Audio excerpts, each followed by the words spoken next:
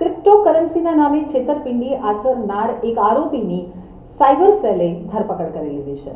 Cyber crime cell પાસેથી મળતી માહિતી મુજબ સુરતના વેપારીને શેર માર્કેટમાં તથા ક્રિપ્ટોકરન્સીમાં ઇન્વેસ્ટમેન્ટ કરવાથી સારો એવો નફો મળશે તેવી લોભામણી વાતો કરી વોટ્સએપમાં લિંક મોકલી વેબસાઇટમાં રજિસ્ટ્રેશન કરાવી વોટ્સએપ ગ્રુપમાં એડ કરી ઇન્વેસ્ટમેન્ટના બહાને અલગ અલગ બેંક એકાઉન્ટમાં 74,70,000થી વધુ રૂપિયા ટ્રાન્સફર કરાવી લઈ 1,97,000 રૂપિયા વિડ્રો કરવા દઈ બાકીના 92,20,000ની છેતરપિંડી કરાઈ હતી. આ અંગે વેપારીએ સાયબર ક્રાઇમ સેલમાં ફરિયાદ કરતા સાયબર ક્રાઇમ સેલની ટીમે ઠગાઈમાં વપરાયેલ યુનિયન બેંકના એકાઉન્ટના માલિક અમિત કુમાર કનૈયાલાલ કડિયાને ઝડપી પાડ્યો હતો.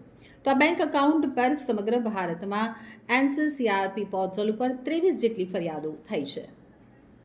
सूरत साइबर क्राइम सेल द्वारा अन्य एक 67 ईयर्स के कंप्लेनर हैं जिनको भी फेसबुक के माध्यम से उन्होंने इन्वेस्टमेंट के लिए अलग अलग चीज़ें सर्च कर रहे थे. उनमें फेसबुक में उनको किसी का कांटेक्ट हुआ और उनसे वो व्हाट्सएप पे उनसे बात चालू हुई थी, जिसमें उन्होंने 74 लाख जितना इन्वेस्टमेंट किया. इनिशियली 2 लाख जैसा उसको हाई रिटर्न्स दिया गया, तो वो लालच में आके ज़्यादा 72 लाख और इन्वेस्ट किया गया था. इस केस में अहमदाबाद से एक अमित कड़िया को अरेस्ट किया गया है.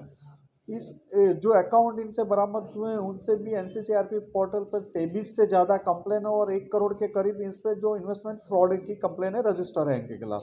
इन सभी तीनों केसों में 10 से ज़्यादा आरोपी की धरपकड़ करके साइबर क्राइम सेल द्वारा इन्वेस्टिगेशन चल रहा है.